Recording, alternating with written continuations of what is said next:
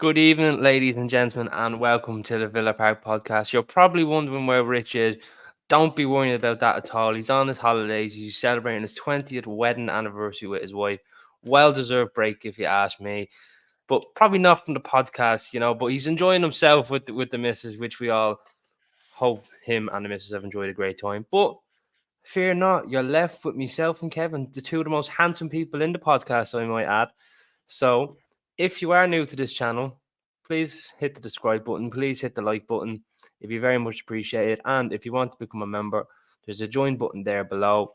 It costs $1.99, and Rich would say it costs less than a third of a pint. I'm not going to say it in an Irish manner because it's just very completely different to the way we say it. So I'll say third just for now. So Kevin, how are you feeling, mate? I'm good, mate. I'm good. Good to be here. There's a 150% Irish tonight, isn't it? The podcast hosts. Obviously, you're bringing the 100, so that's good. That's good news for you. You're finding the majority. Yeah, mate. I'm good. Good. Obviously, there's an international break to come, but there's a certain matter of our second away win in a row to discuss. So let's Yes. go. Absolutely. And just to kind of start things off, just beyond the simple, but just before we go into any other players, it was a comfortable performance when we were up 2-0, but I felt when Leicester kind of got to go back, it was a bit shaky for a while because the momentum happens, it's a momentum shift in the game, and it happens, of course, but I felt that after then, about that 5-10 minute spell Leicester had, I felt we were much more comfortable after the subs we made. We were in control of possession, didn't give too many chances away. It was just a comfortable performance, I felt, apart from that 5-10 minute spell, Kev. Yeah, it was. I didn't think it was a particularly good performance, but I don't think they caused us much trouble, and that's the key thing. Really, is that it was the worst we've played all season. Admittedly, that's only 3 games, but still, that's all we can assess. We didn't create loads, but we created a few chances. Mm, But the lucky thing for us was that they didn't really create a huge amount. Caused us a few problems back end of the first half, and obviously the second half. And even their one major, like, oh my god, we should have scored a goal, was just the most ridiculous argument ever, yeah, really. And yeah, I'm sure we'll get into that. yeah. Just before we get into all the players, we'll just go through the comments. So James Wood says, even everyone, hope all is well, up to Villa. Deontay says, there's nothing like starting a brand new week positively after a Villa win. He's absolutely right.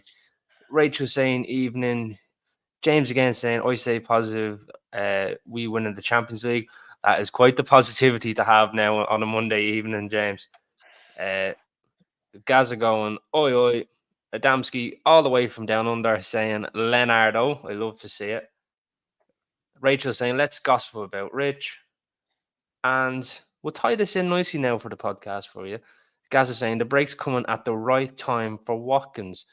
And funny enough, about Ollie Watkins, he's having a bit of a dilemma at the minute in front of goal, isn't he, Kev?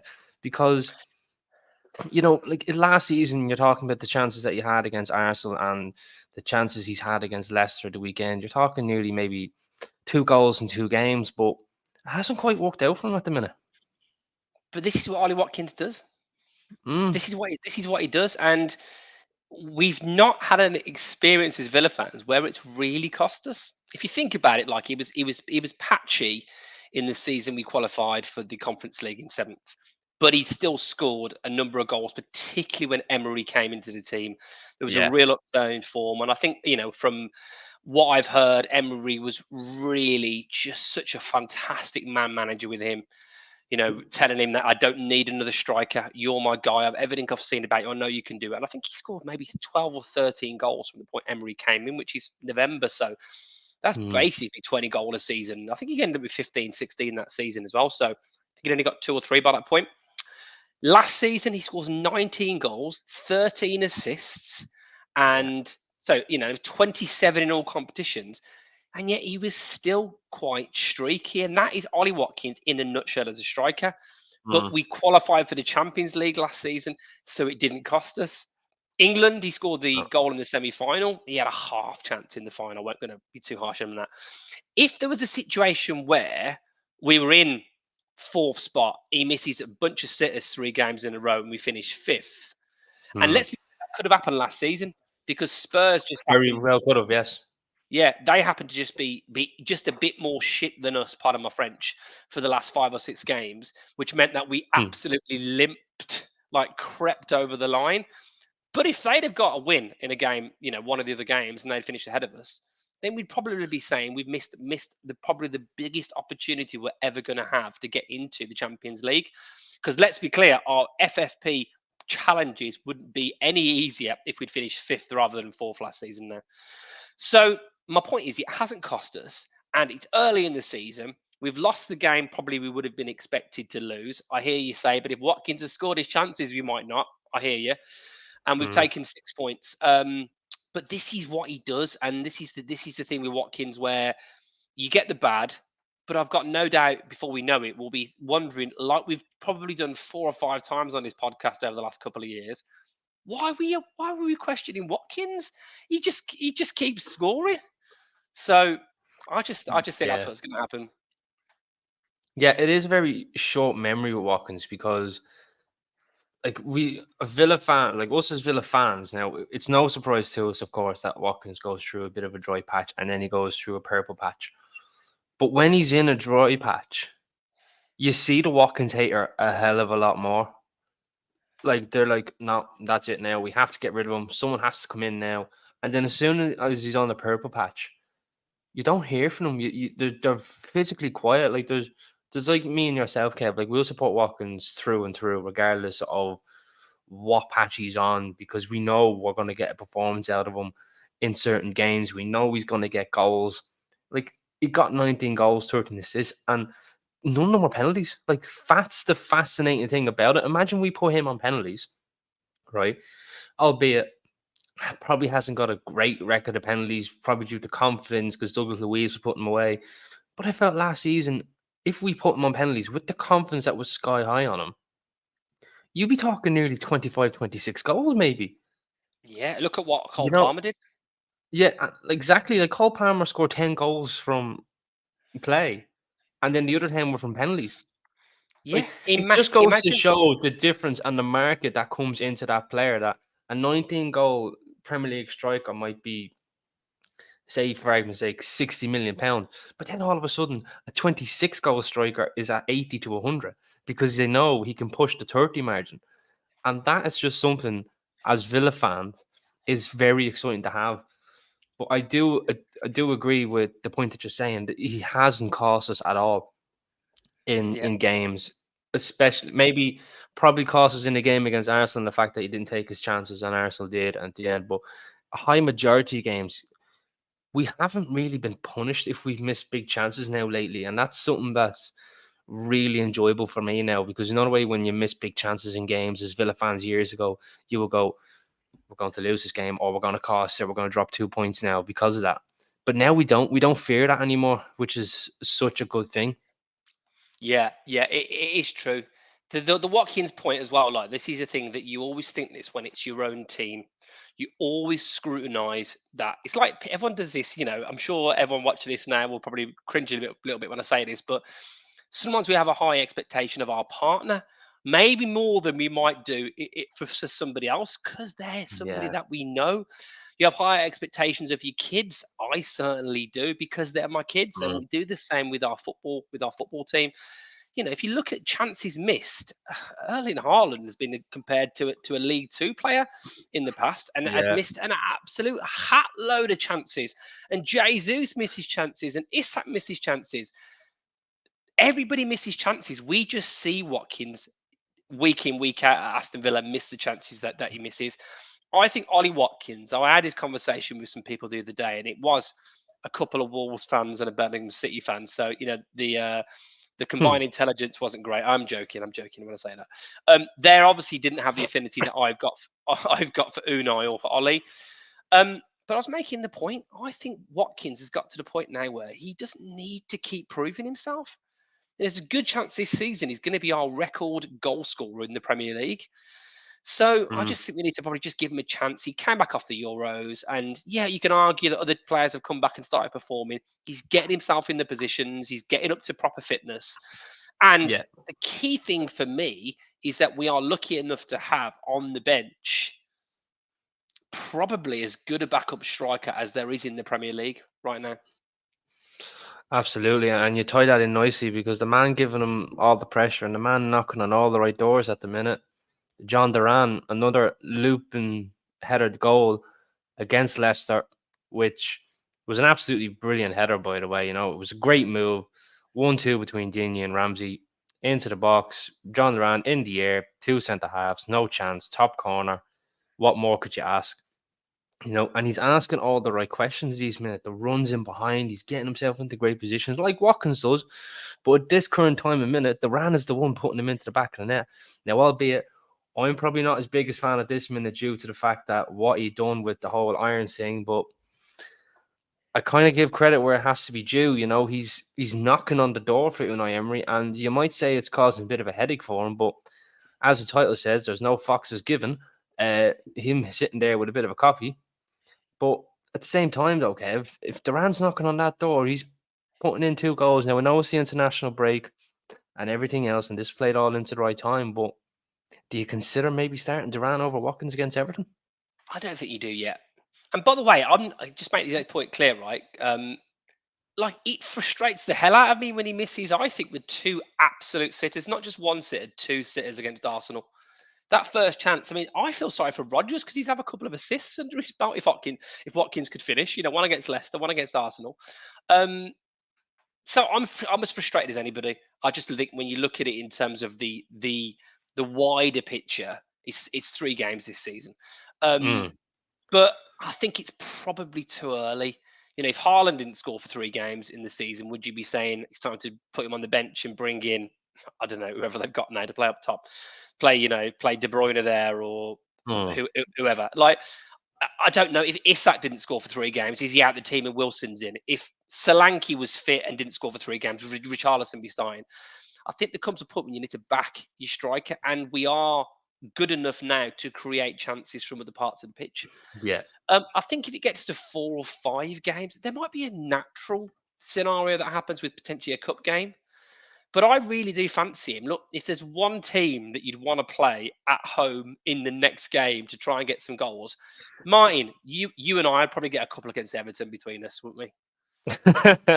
Absolutely. And I'm actually going to that Everton game, believe it or not. I always like going to the Villa versus Everton. Just I don't know what it's not for the fact that you might think it's cherry picking for victories and everything else, but like I actually really enjoy seeing Villa Everton. I just think it's a really enjoyable fixture, and it does We always create a beat good them. We atmosphere. always beat them. We've got a great record against them. Like we've Oh, got, ever since we come back to the Premier League at Villa Park, I think we've nearly won every game.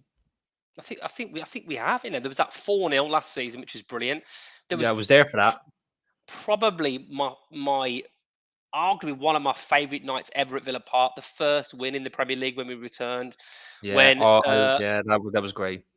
Jota into Wesley, I think, and a late El Ghazi goal, and the noise. I still remember Gary Neville talking about that on Sky. Just, I mean, you couldn't hardly hear him talking, just saying Mm. what an unbelievable atmosphere it was. So we've got a really good record against Everton, particularly at home. They're in a bad run of form. I mean, it would be just like Aston Villa would need to lose Well, 2-0, unless it well, was the Michael. Carabao Cup Well, we lost, yeah. obviously, last season. Oh, yeah. Well, Michael's given us a bit of a stat here by saying the oldest fixture in world football. I don't know how true that is, but It is, it's true. maybe that's why I enjoy it so much. Is probably going to the oldest fixture in world football, and if that's a good part of the history that Villa and Everton can share together, that's a great thing to have.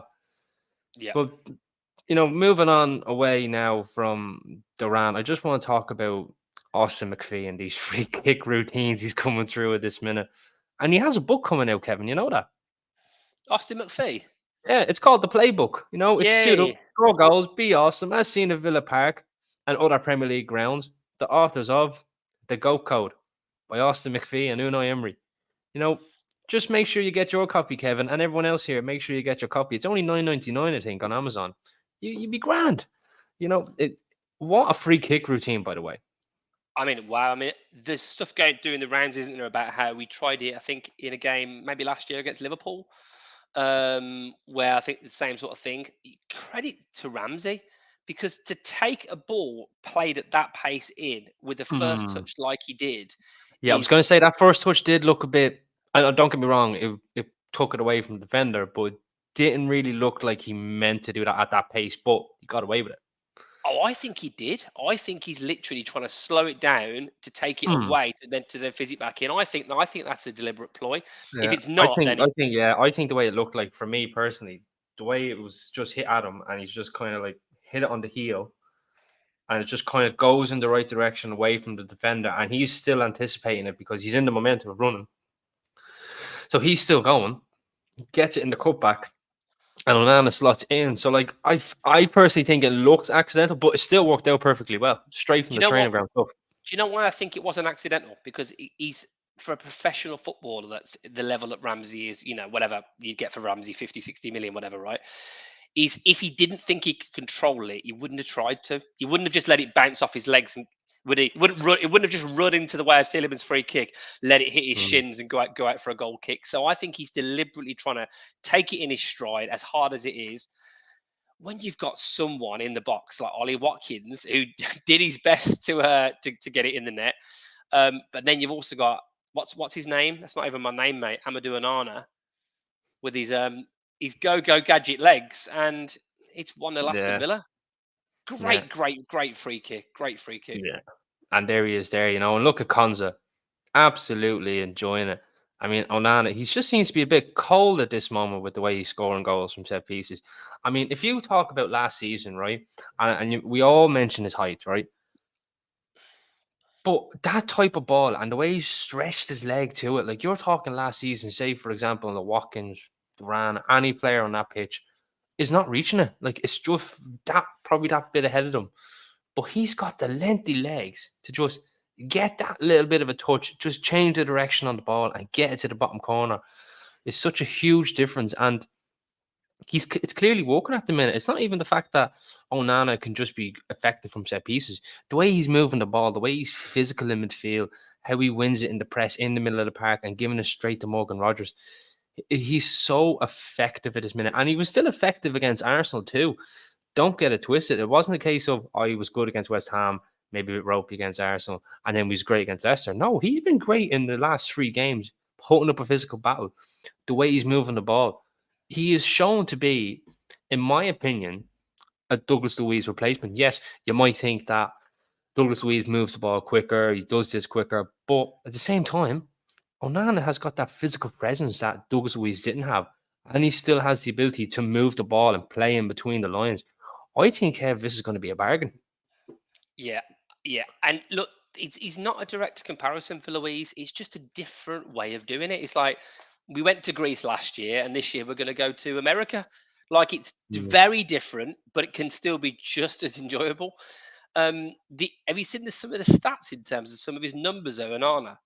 Um, so he scored 2 goals for Hamburger SV, his first like proper club in 25 appearances. He got 1 in 32 for Lille. He got 3 in 63 for Everton, and he's Mm. got 2 in 3 for Villa. So his Oh, wow. ratio's unbelievable. Like It's gone up straight away.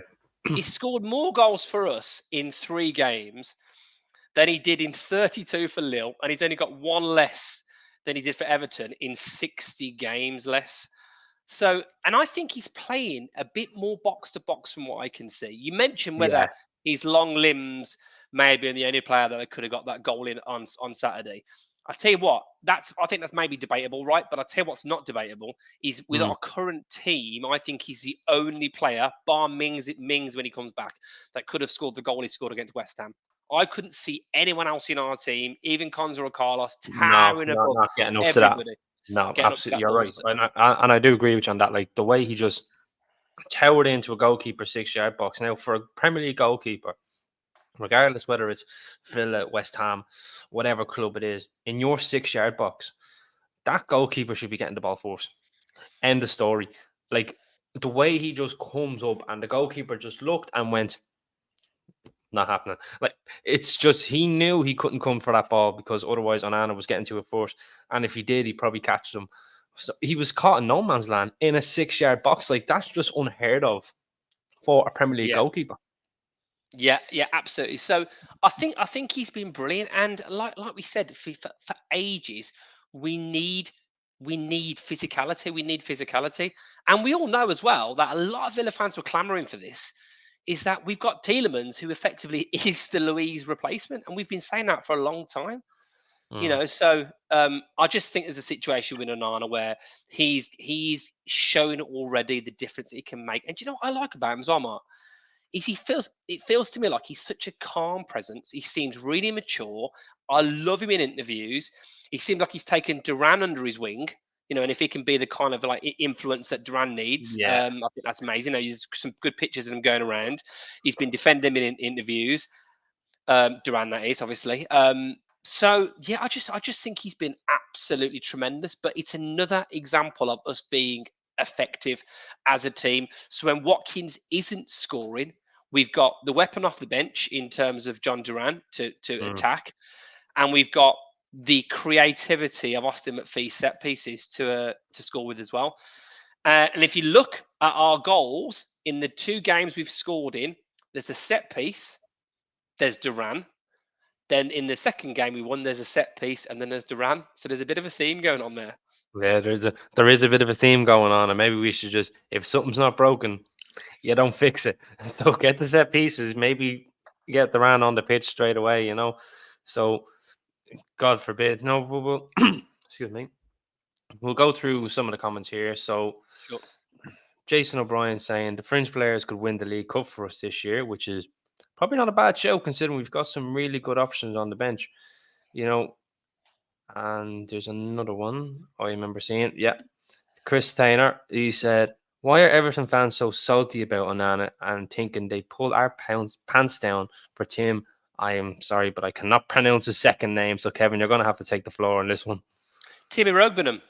Tim Iroegbunam, that's the one. So that actually is a very good question, Kev. Like, Yeah.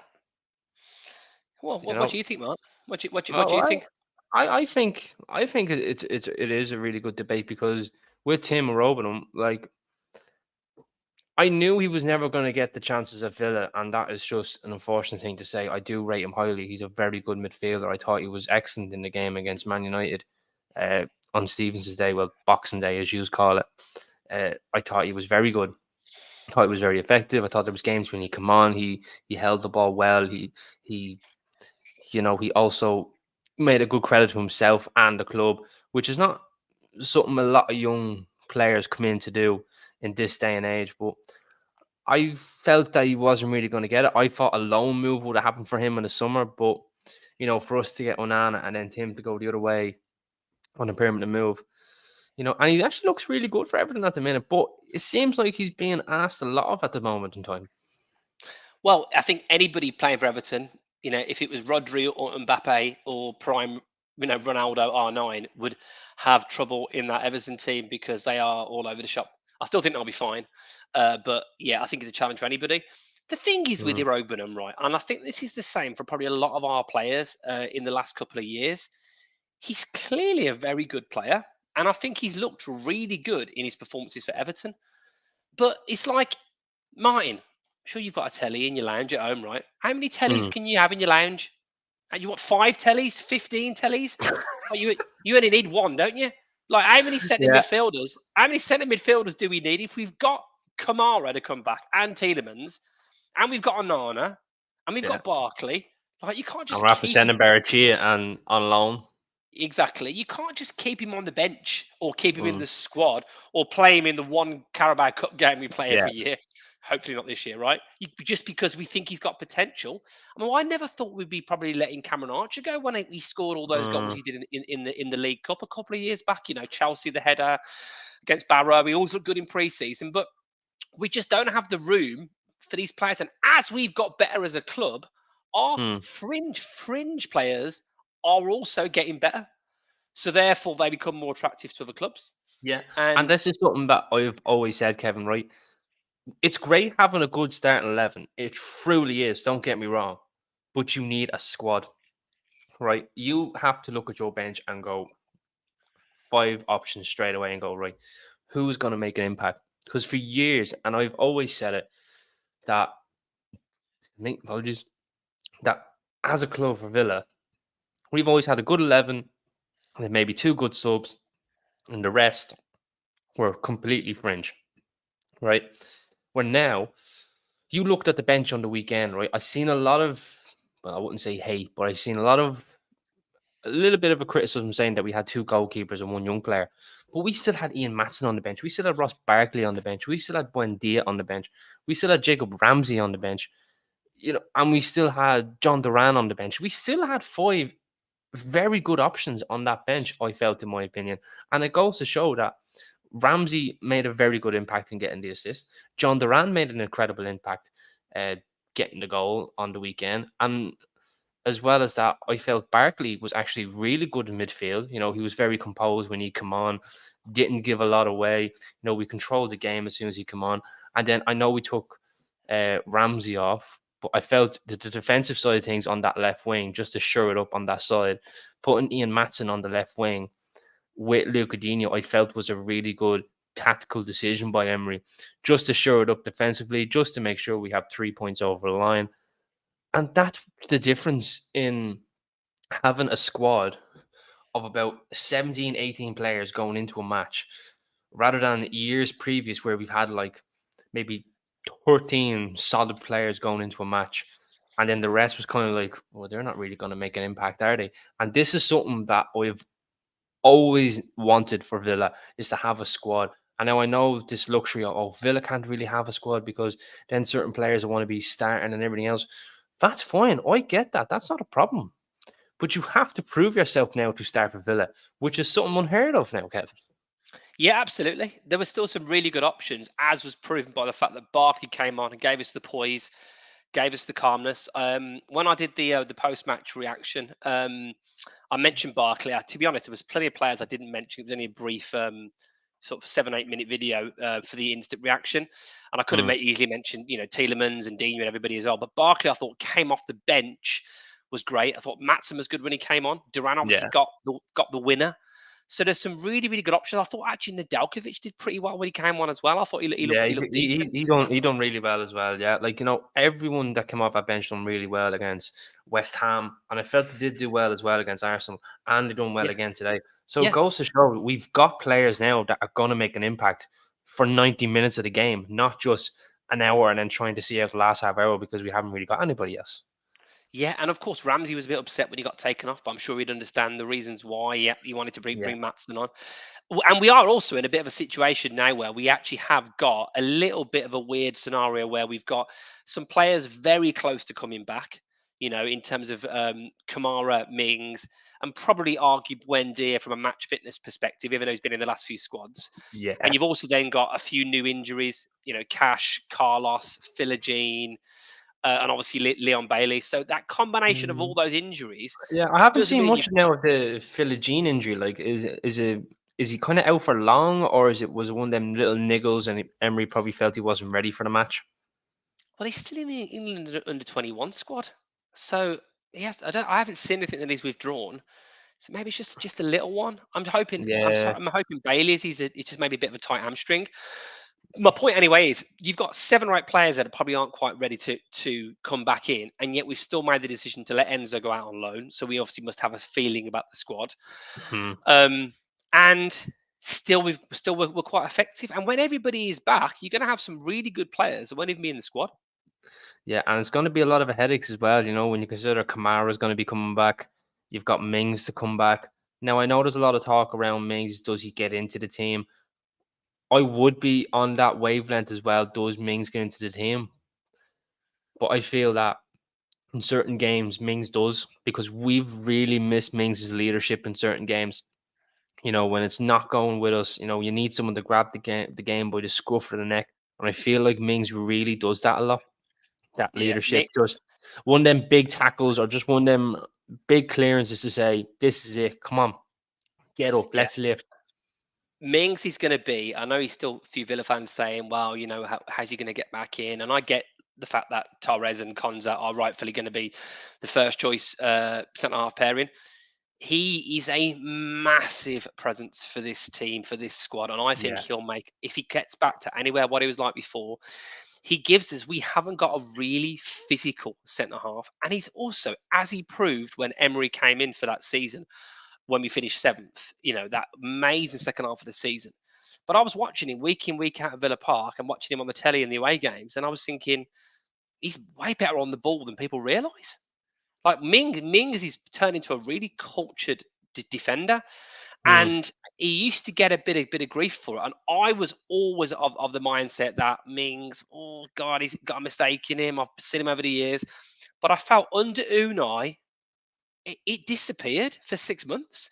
That was yeah, the one thing that we all thought. yeah. So I just think that, and it gives you a variation of options. I think if Mings comes back in, you could have times you could play Mings and Torres maybe and Konza. At times you could play Mings and Carlos and Konza or Cash. You could maybe, if you had an injury crisis at left back, you could play Mm, Cash as a wing back and play Mings left centre half. I think it gives you a variety of options, but also we want to yeah. fight on four fronts, Mark. And if you want to Oh, fight that's on it. four fronts, there's times when sometimes obviously Diaz plays, sometimes it's a Kanji, sometimes it's Stones, sometimes it's Ake. Like, you've got to be able to vary with quality additions coming in. That's it. And just before I continue on, like guys, we're over just a half an hour into show. There's over 215 people watching, which is incredible for a Monday evening. I'm sure you all have much better things to do than to be listening to me and Kevin talk absolutely shite about Aston Villa, which is, pardon me language, but we do have to change this one, but we are over 4,600 subscribers now on YouTube. Please hit the subscribe button if you haven't already. Please hit the like button on this video. And if you want to become a member, be a part of the Villa Park podcast family, if you will. Just click the join button. It's $1.99, less than the cost of a third of a pint, as Rich would always say. But as I always say, it costs less than a Twix bar now to join us as a member, then go pay for a Twix extra. So there you go. What are you waiting for? Click the join button. Do it now. On to the next topic, Kevin. Now, we were talking about young players and a bit of an impact earlier on, and I wanted to get onto this player. An absolutely brilliant debut by Bogarde. An absolutely solid performance at right back, I felt. Now, I know there was a lot of talk of, oh, this is a bit weird for him to go right back. Normally he's centre half. He's a young player. Is he going to be ready? Which is the question I was asking as well, of course. But he was solid, Kevin, and I felt nothing really came from that side. Well, I did give him a little bit of criticism. Said he looked a bit shaky when I did the match reaction, the instant one, and I do stand by that. However, I honestly feel like he generally did fine. I thought he was composed on the ball for a Premier League debut at an away game. Mm. I felt like you got to say, other than And the a second derby game half. too, not just any away game. It's a derby game. Yeah. Not like a massive derby game, not like Wolves or Blues or No, Baggies. but it's But still yeah, a derby game. there's still a bit. It's never easy going to the King Power, as we've experienced over the years. In the second half, obviously, he had a little bit of grief and nearly gave away a penalty, actually from the same phase of play they scored the goal from. But considering Cash is injured, I thought that it's a massive confidence boost for the young man. And generally, I think you've Mm. got to give him a bit of credit. I just felt there was a couple of times with offensive play where he left a little bit off his passes. He gave the ball away a few times, and that was maybe more and more as he progressed into the game. So I'm a bit maybe 50-50, but I'm giving him credit and praise because it was his first game. Yeah, of course there was always going to be a bit of nerves to any young player starting their first Premier League game, getting the first pass right, getting maybe that first tackle right, everything.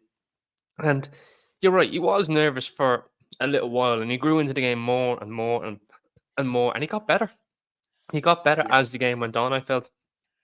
And for me, I think he showed, as maybe not early in the game, but as the game went on, I felt he showed a lot of maturity in the game, like to really play the way that Emery wants to play the way that we like to play from out the back, get it in between the lines. He was moving the ball early, he was making it effective. I felt that he wasn't really troubled a lot, maybe by the wingers, but when called upon, he really was effective on that side, and I have to give him his due diligence. He was absolutely fantastic, and he may have caused Emery another headache there. That does he go with him for the Everton game? Does he go with Nadal Djokovic for the Everton game, or is Cash going to come back fit enough for the Everton game? I personally wouldn't think so with Cash, but he has caused a bit of a headache now for Emery, which is a good thing. Yeah, he has, and this is probably one of the reasons why Emery felt a little bit calmer about the fact we didn't get what we thought we were going to get him with. Was obviously the Hertruda at the right backup. Yeah. By all accounts, from what I've heard, is we couldn't shift Carlos because Mm. Carlos had an Kevin, I injury. And just sorry, Kevin, I'll just stop you there. So I just saying that Ken has actually given us £2 to the channel. Cheers very much, good mate. We man, do Ken. appreciate it. That's £1 for me and Kevin each because Richard's not on tonight, so we actually get a bit more money out of it. So thank you very much, mate. We really do appreciate it and all your support to the channel. Thank you, Ken. Yeah, Sorry, Kev. nice one. Continue on now. Yeah, I was just going to say, I just think that I can't remember what point I was making. What was I saying about right back option? Yeah. What happens? So yeah, we were in for the Dutch guy. We didn't get him. Emery's clearly trying to save a bit of face by saying, we've maybe got an option there, but hey, he's obviously highly rated. He did really well pre-season. I did see him up close actually against Warsaw, and I thought that he was actually he looked really good. Actually, didn't look out of place. Maybe that's League Two opposition, but you know what I mean. Um, Mm, I don't think he's the answer. I don't think he's the answer. I think I'd prefer it if Mings was fit or Carlos was fit and Cons was there if Cash is out. Um, mm, I also think that Nadalkovic, if he's ever going to be a game where he's going to maybe go to get his confidence, he'd be my shout for Everton because I can't imagine we're going to be another Kosh. He's good going forward. I'd love to see him, in a home game in a positive, in a positive environment. yeah. He's played he's played one home game, and that's against a team everyone tips for the league. So in a game that we were going to have a lot of the ball and we're going to be attacking a lot, let's give this lad. We've seen him marauding down the right wing in a few games in pre-season. Let's give him that. Let's give him the berth. It'd be fantastic. Mm, yeah. Like it is a very interesting topic. I know with Cash being injured, but like I feel like he probably will go with Bogarde again for the Everton game. Because he's put in a solid performance. Yes, Nadal Djokovic is absolutely brilliant. The way he was getting up the wings, the way he was overlapping on the runs as well, he was absolutely excellent. And I do agree. And it's a very good headache for Emery. Us as fans want these headaches. Like you think, like I said, I'm always bringing this back to the point of like what options we've had. But now look at it. Like we've got a headache at right back now with two young players who starts against Everton, Bogarde or Nadal Djokovic. Some fans might say Nadal Djokovic. Some fans will probably say Bogarde. But I personally think would be Bogarde. Do you think it'd be Bogarde, Kev, or would you go with Nadal Djokovic? I mean, people who are watching here tonight, tell us your thoughts. Do you think Bogarde starts against Everton, or does Nadal I go. Djokovic start I'd against Everton? I'd go Nadalkovic personally. Personally, I would go Bogarde. I felt he was really solid. I do like Nadal Djokovic, don't get me wrong, but I thought Bogarde put in a great performance. I think he should be rewarded for that.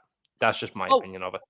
let's see what Emery does. I mean, look, we're going to be positive whatever happens because these are our options, right? So we don't need to go back in time. But Hmm. for what it's worth, I'm so annoyed that FFP and PSR and the Yeah. SCR in Europe have meant that we couldn't buy the player we wanted to buy because I really feel if we'd have bought in that Dutch guy from what I'd seen of him and been able to bring in the attacking kind of player that we wanted, which we've got the money to do, I think we would have been in for a shout of winning seriously winning something this season. And I still think we've got a chance, but I think that would have put us right up there then in terms of options. But hey, we are where we are. We will come back to this conversation around transfers closer to the end of the year, and Yeah. let's just be positive about the options we've got. We've beaten West Ham with Nadalkovic at right back, and we've beaten Leicester both away with Bogarde and then a little bit of Nadalkovic at right back. So, not bad. Absolutely, and maybe is the just maybe a last talking point just on the match as a whole. You know, a man the match performance. Like Kevin, who would you say would be your man the match? I think in hindsight, thinking about it, I'd probably give it to Yuri Tielemans. Although I did think that John McGinn was really good as well. Actually, I thought it was John McGinn's best game of the season. He seemed like he was getting about the pitch a bit more, but Yeah, Tielemans is just so great on the ball. I saw the ref getting a bit of grief actually. Even some of the chat earlier on this. yeah. I There was a lot of Yeah. talks about this ref now. Do you know what? I felt like I mentioned the ref again in the post-match reaction. I felt he was giving away yellow cards like they were, like it was confetti, throwing them out there. But actually, I watched a ref watch on Sky Sports today, and you know what? I've got to give the ref a bit of credit because The skip tackle on Watkins, which led to the free kick, which led to the first goal. You've probably seen some people just play on with that because he does get a bit of the ball, but he gets a bit of the man. It was a great decision. When it hits the ref and he stops playing, they're all booing about it. It was a great decision. When It was, yeah. Tielemans cleared the ball and took out, obviously, Vardy, fantastic clearance, great Mm, decision. You have seen situations where that's been given. And if that had been given as a penalty, then would they have necessarily overturned it? I don't know. So, I mean, for me, like I thought the referee, the big yeah. calls that actually did pretty well. But um, I just think Tielemans has been probably our best player of the season so far in terms of consistency in all three games. I think he's been great, Mm, and it's crazy to think that when Kamara's back, there's talk that his place might be in jeopardy. mm, Um, if you're not going to drop your captain, so that is a sign of I think how well we're doing, and I love it for Yuri yeah. because a few people were writing him off towards his end of his time at Leicester, Yeah. and took a bit of time to get into the Villa team. There was a few murmurs of him being a bit unhappy, bit of discontent back end of last year, but I think he's been absolutely great. So yeah, Mm. Tielemans for me, closely followed by John McGinn, and a special shout out to Dina as well. I thought was pretty good, and great to see Luca get back in the French squad. I don't know if you saw that, Martin. I did see it, which was an absolute bad just because Furlong. See, I kind of got a bit of a heart attack to it because it came up with like live score for me, right? And it went, uh, I just kind of seen Villa defender Dean, and then just seen injury. Like when I first, I was like, oh, don't tell me Luca Dina's injured now, and George is gonna have a heart attack. But well, not thankfully, but Ferland Mendy was the one who got the injury, and Dina was the one that was called up. So that is an absolute huge credit to him. And as Dean would say, another one for the call up. Yeah, You know, brilliant, mate. uh, Absolutely just brilliant. for just for my man to match, I'd have to give it to. Hmm, I would say John McGinn. I thought John McGinn was solid. I really did. He didn't give too much away. He was really up for that match, and it was just the typical John McGinn performance. Now we're actually starting to see where the way John McGinn used to be John McGinn's a 10 out of 10, and then these are 4 out of 10. Now he's a 10. There was no in between. Now we're starting to see a consistent 8 to 9 out of 10s with John McGinn on a weekly basis, and I felt he was absolutely solid, and I think in my opinion, he's man of the match. Followed closely by Onana, in my opinion, not for the fact of the goal, but just for his presence and the way he moves the ball.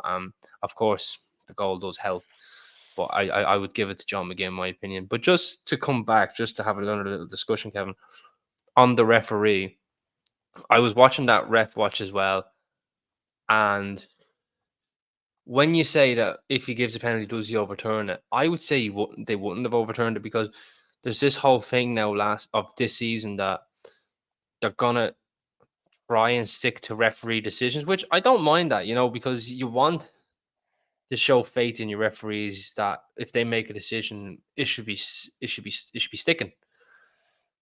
But at the same time, if it's a clear and obvious error, you should overturn it, and that is the whole point of VAR. And if that penalty was given, because it clearly shows that Tielemans kicks the ball away. It was just Vardy coming across Tielemans. He gets caught. Fans are booing. Players are going mad. Now I get it. It's a derby game. You're trying to get a bit of a rise out of the ref, and you're trying to get VAR to look at something that happens. But it clearly shows a clearance, and it wasn't even looked at. I think it was looked at for like a few seconds or something like that, and quickly Cooch just said, "No, throw in, play on," which was Yeah. a good decision and an excellent decision when it hit him. When we were 1-0 up at that stage, it hits him, it goes on. And I felt that was a really good decision to make because that leads to a goal. That led to a goal, So he knew in himself that, right, I've touched the ball. They've gone through on goal here, not having it, bringing it back because it's an unfair advantage, regardless whether Leicester are still in possession or not. I was surprised that Leicester fans. I mean, when you're desperate, when you're a football fan, it's desperate for points, right? Then everything is against you, isn't it? And you can see the reaction of all. You see Gary O'Neill It's at the the same for the weekend. Wolves fan, in fairness, because they all Yeah. say everything's against them in VAR. Well, yeah, absolutely. But the referee's got no choice if it hits him to stop the game. And let's be clear, if it hadn't hit the ref, Onana would have cut it out because it literally deviated over Onana's foot because Onana was actually literally in the way and behind the referee. And then all the Villa players stopped, like Pau Torres stopped, didn't even try and block the shot. So it would have had to have had a lot more stuff to happen for them to score from that. But I don't think the pass would have even got through. So yeah, I think it's a bit of a red herring. But understandably, they see the ball go in the net. They don't know what's going on.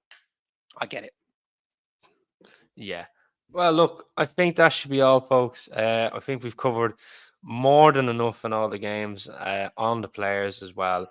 A great 3 points in the road going into international break, sitting six now in the Premier League table. Absolutely comfortable at this minute. 6 points I'd have taken after the three games, in my opinion. Considering the fixture that we had away to West Ham, home to Arsenal, and away to Leicester, I'd have taken 6 points all day long. Maybe some taking 7, maybe even some years would have taken 9. But it's going to be a boring 2 weeks, unfortunately, Kevin, of no Premier League football and watching international football. But there is a slight positive. Ireland Yeah. are playing England. Oh, So yeah, that'll be good. maybe we'll have to do a bit of a match preview for Ireland versus England. Do you know what, Mark? No one cares about the Nations League. No one cares about it. No one could I care mean, we can.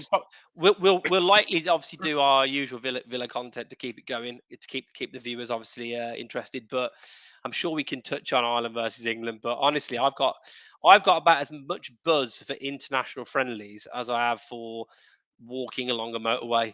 That's how interested I am. So yeah, I just feel like, I mean, maybe there's a bit of interest because it's Lee Carsley's first game as interim manager. Obviously, Lee Carsley, who played for Ireland, and also Birmingham City. Well, he is a Brummie. He is a Brummie, in fairness. He's a Brummie, yeah, he is. So yeah, I think we'll watch that. But yeah, and obviously disappointed to not see Morgan Rogers in the squad. But we've got Ollie, we've got Ezri. It would be good for Ollie to maybe re-find his scoring touch against that dodgy Irish defence. So let's see what happens. I wonder if he'll Know your play. place now, okay? Know your place. Know your place. Know your place. Know your place. You got any Premier League defenders in that back four? Yeah, Who? Collins. 65-year-old Seamus Coleman. Collins. Okay, yeah, give you him. Yeah, we got nobody else. Yeah, we've got Smodix is playing for Ipswich. We have him. I think he's really good. Evan Ferguson is still in the hospital. You have Cullen. I think he's actually still playing for Burnley, so he's in the Championship. Yeah, he's winning 3-0. I think. It is sad because, as I allude to a few times, I'm very proud of my Irish roots. My mum's from Cork. I'm very proud of that part of my heritage. And I remember Ireland, particularly when England was so bad, we weren't even qualifying for World Cups. I mean, Martin, what year were you born, Martin? I was born 1996. So 2 years before you were born, you weren't even a thought in your parents' mind, right? I hope Mr. Leonard Senior is not watching this now. Sorry. England didn't even qualify for World Cup '94 in the USA. So my only team to support was Ireland, and what a run it was. Absolutely brilliant. Ray Houghton scoring against Italy, and that Irish team was full of fantastic players. A lot of them from Aston Villa, but even the ones outside of Villa, just some real quality players. Roy Keane, great example of that. Obviously, we had the Villa boys, Townsend, Houghton, Staunton. Obviously, the Lord himself, Paul McGrath. But some really great pros, a great team, and it's a shame over the years how Ireland aren't quite what they used to be. But I'm sure it'll be a fun game anyway, and you never know in international football what'll happen. So fingers crossed. Well, Kevin, when you're from a country that Gaelic football and hurling are your two most popular sports in the country, football isn't even going to get a look in, and that's just the reality of it. And funny enough, rugby is the fourth popular sport here, and yet we're one of the best in the world at it.